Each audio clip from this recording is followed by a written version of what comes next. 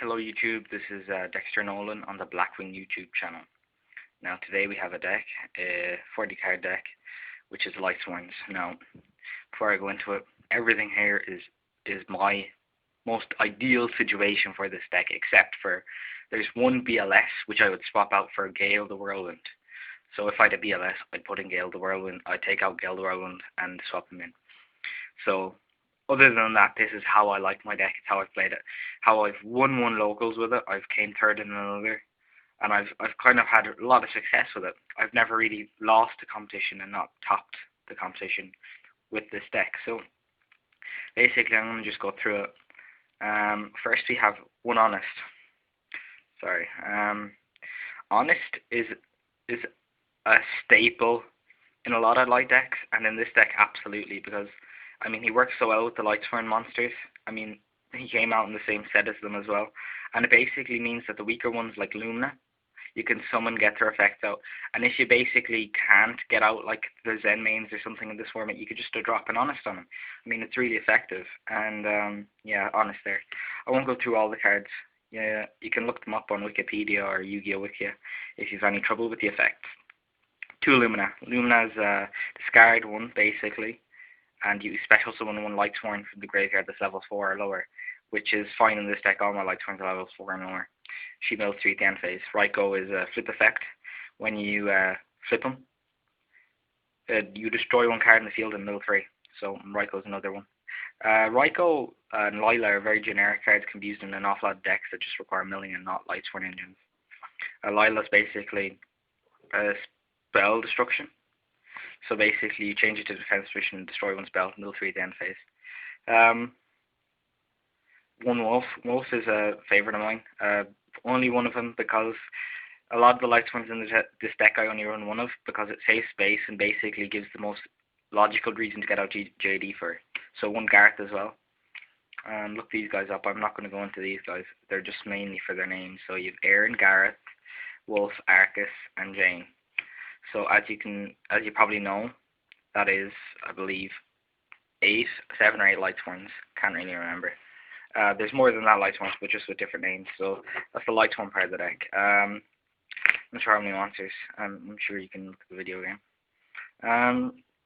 One Dad. Dad is the powerhouse, the JD for the decks, I'd say.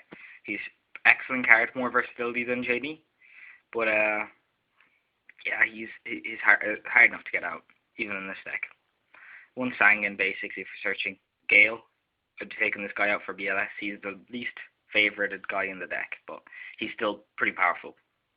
Plague, yeah, he's good in the grave too.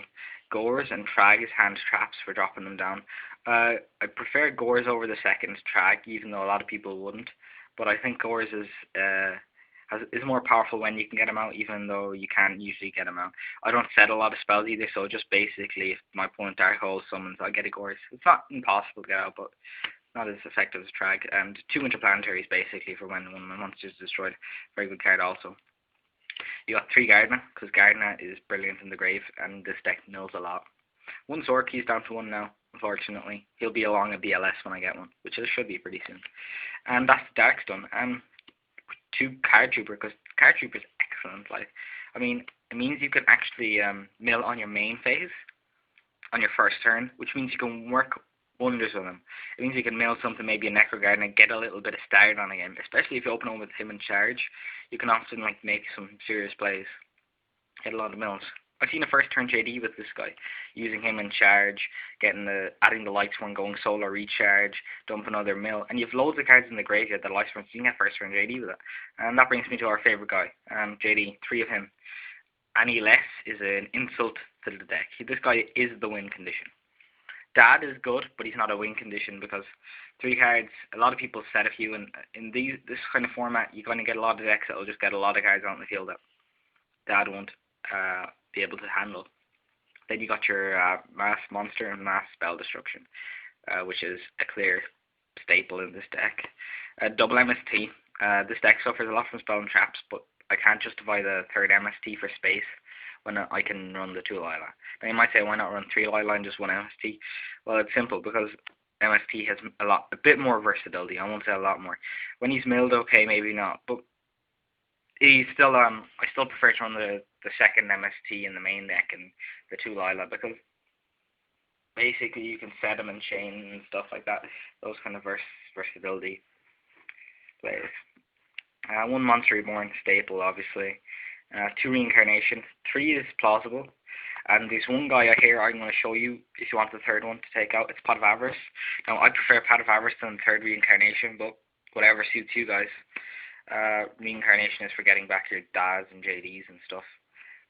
One Charge, one Solar, and one Darkness. Allure. These are draw cards. One is for discarding Lightsworn's Mill and draw. One is for banishing one dark and drawing two. Allure of Darkness is probably the more efficient one, because there's a lot of dark, and basically gives the option to draw two cards before you banish. Meaning it may not always work, but sometimes you can get lucky with it. And Charge of Light Brigade. Well, sorry, my camera's after going off focus. This is really bad quality. Sorry.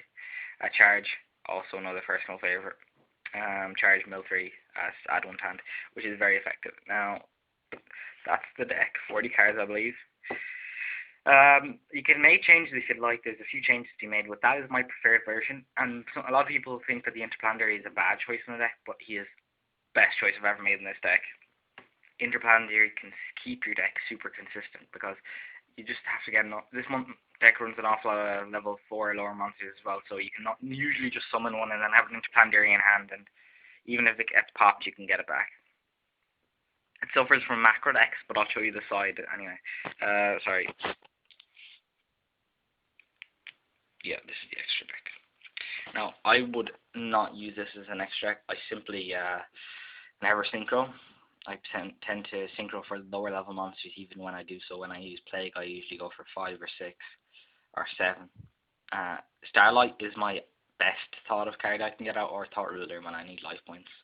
So, these guys, this tournament I've gone out quite a few times, even more than a level 8. I think it's using the Lumina effect. So Lumina, get Lumina, or get an Artist if you want. Lumina, get the stuff, and it basically builds up the numbers on your field to make those plays. You can even use Lumina to get Aaron or Lila. Use Lila's effect, pop one. Plague, get Plague, Mr. Then you attack.